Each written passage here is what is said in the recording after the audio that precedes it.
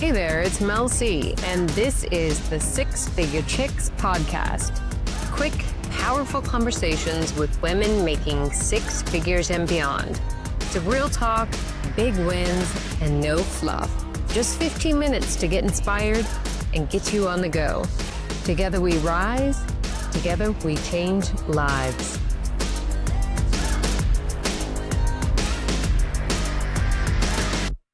Hey there, welcome back to Six Figure Chicks podcast. I am delighted to be joined by a fellow six-figure chick, Ursula. Thank you so much for joining me, Ursula. Tell us a little bit about your awesomeness.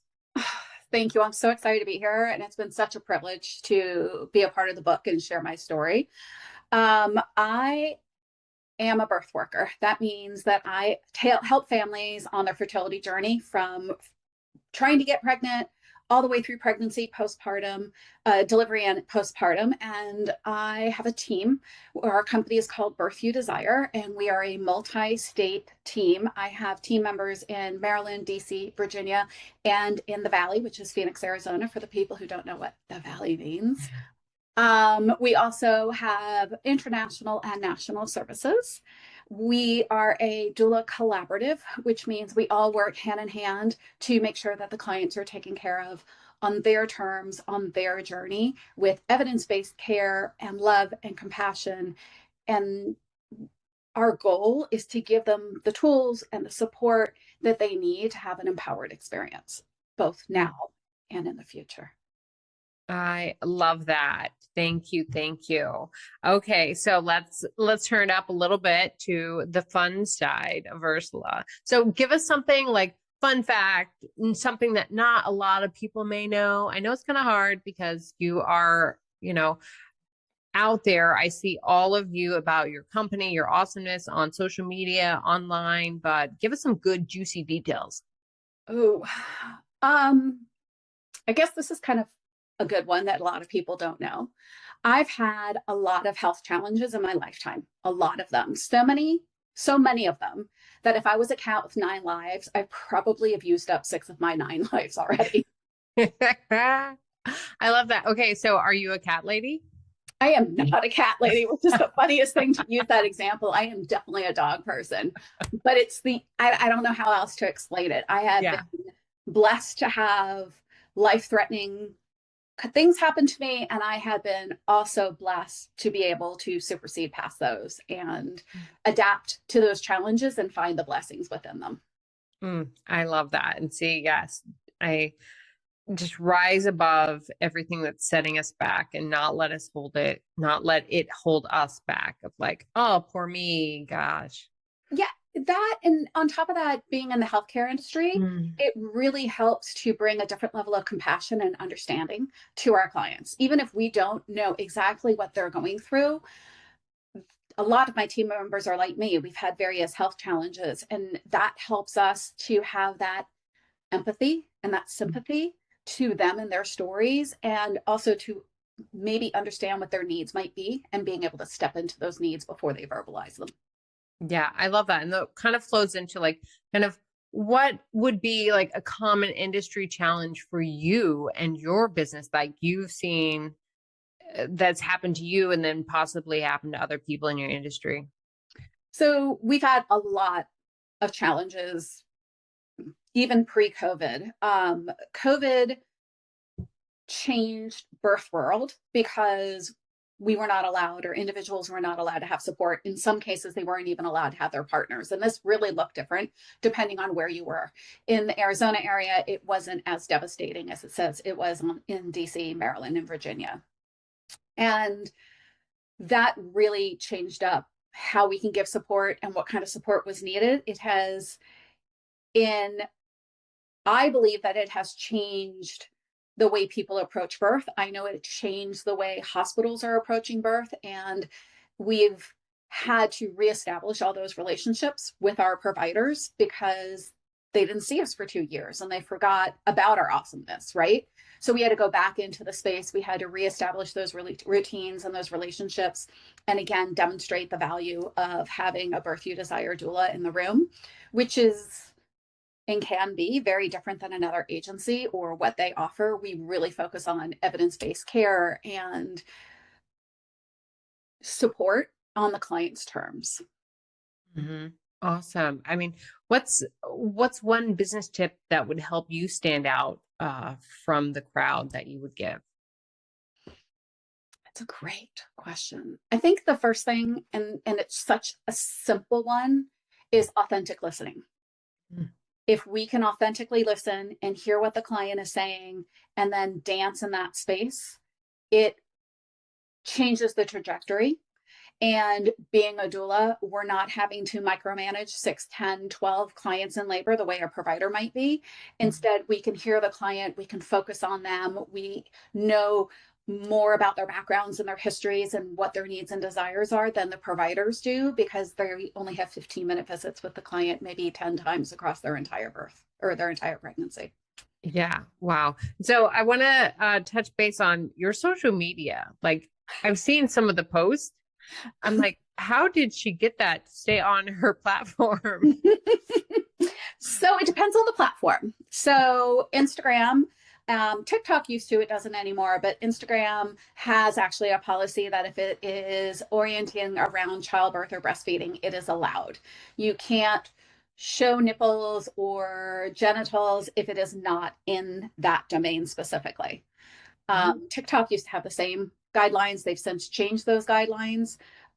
It's really about knowing who your audience is and what is allowed on those various platforms. And so you'll see what's posted on TikTok is different than what's posted on Instagram, which might be different than Facebook or even LinkedIn. So, check us out on all the platforms, because you're not going to get the full taste of what BYD is or Birth You Desire is without checking out all of them. Yeah. Oh my gosh. I was just like, whoa, that is major. For some people, it is a knee-jerk reaction to seeing a woman lactating or seeing a woman giving birth, or what Yeah. a baby looks like after a C-section or after a vaginal delivery or a placenta.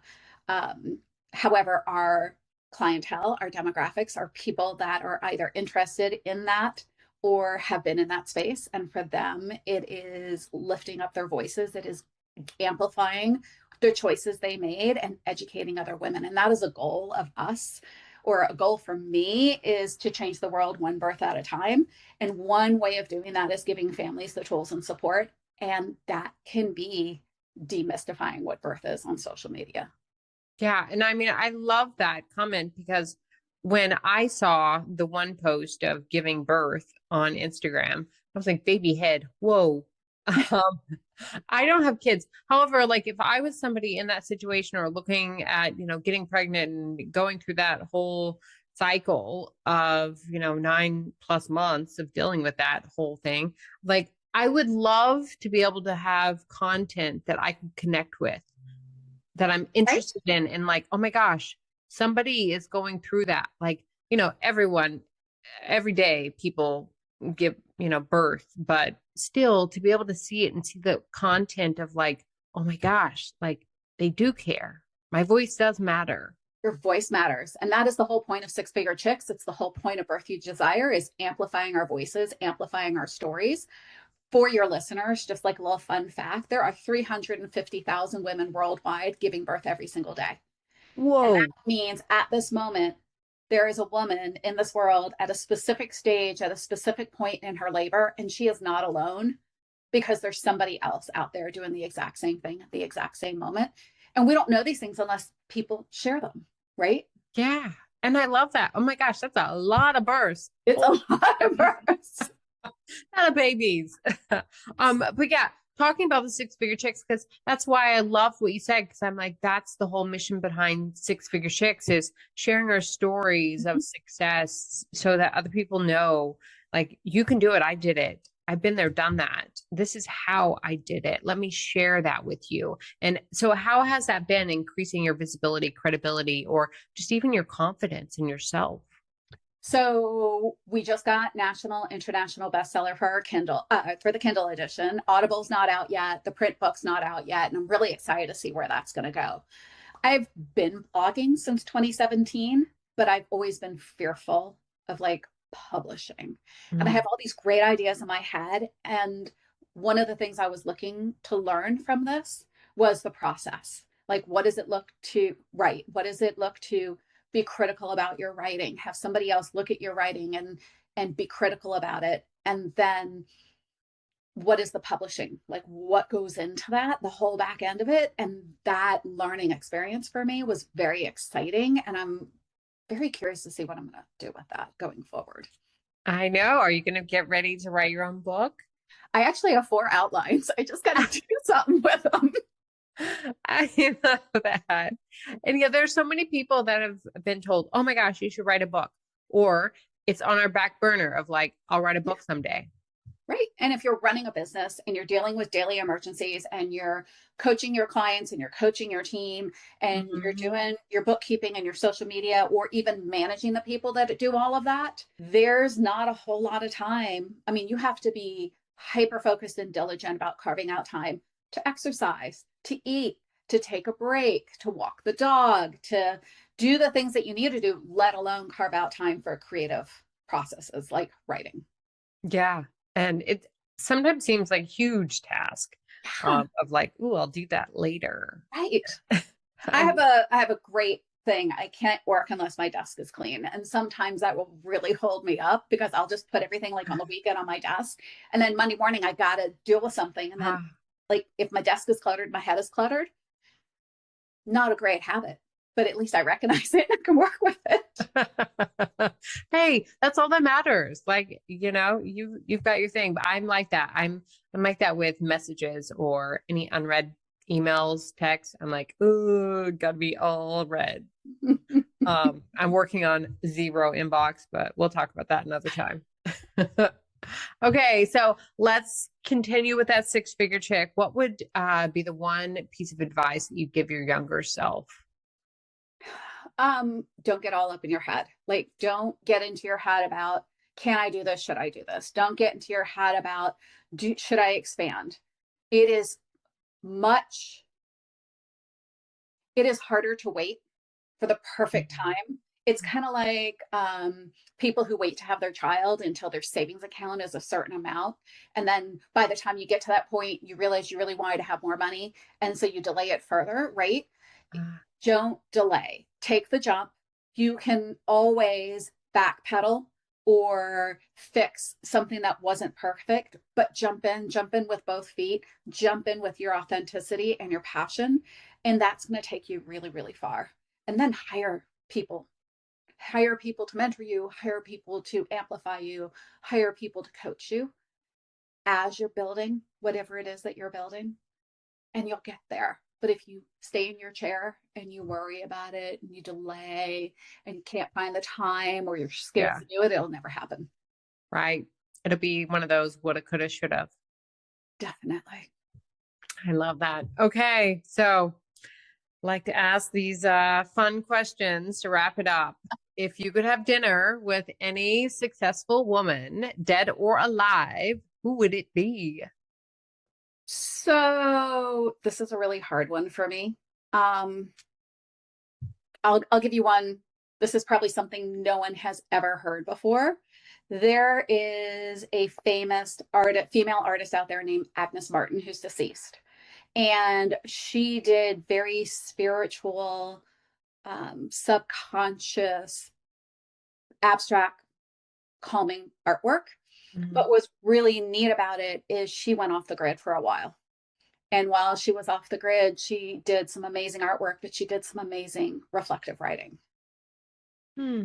And I would love to meet with her and talk to her about that and what caused her to do that. We know now that she was actually suffering from schizophrenia as well.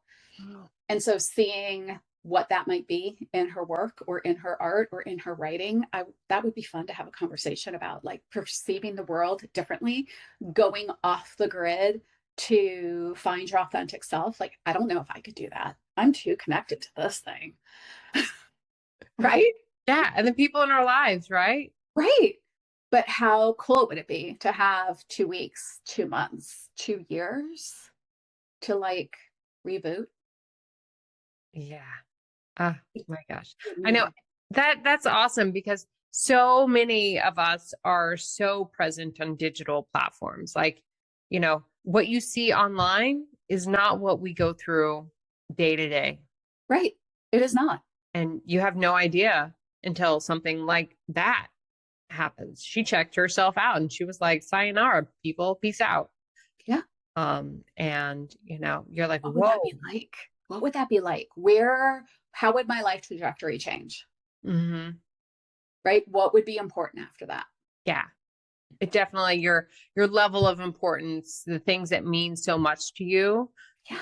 are redefined. Yeah. Yeah. Absolutely. All right. Let's check out for a couple of years. See how far that takes us. I'm sure. I need to wait for my savings account to grow a little bit more. We all do. Okay, awesome, Ursula. You mentioned earlier, but I know you'd love to connect with new people, the listeners. How can they get a hold of you? Fantastic. So the company is called Birth You Desire, and that makes life really easy because you can find us under social under Birth You Desire or hashtag Birth You Desire. We're on TikTok, Instagram, LinkedIn. We're on YouTube. We're on Pinterest. We're on Facebook, all under that. Okay. For the listeners, we actually offer, or I offer, free 30-minute discovery calls. So just go to our website, birthyouDesire.com, hit that button. We can talk about what's important to you and either match you with services in-house, or if that's not appropriate, I have a huge network of individuals that might be a better match for you. So we can pass you on to somebody else that might fit your needs, whatever they may be. But our niche is conception or fertility all the way through about the first 6 months postpartum. I love that. Thank you so much for being on the show, Ursula. As always, I love highlighting, featuring six-figure chicks. And so I always like to say, together we rise, together we change lives. No matter what you do and or what you believe in, somebody else is right there going, share with me, please. And I always say, together we're stronger. The exact same concept, because none of us can do this alone. It takes a tribe, and it takes a tribe of women. Yeah. Yes. Leave it to the women. All right. Thank you, ladies. And until next time.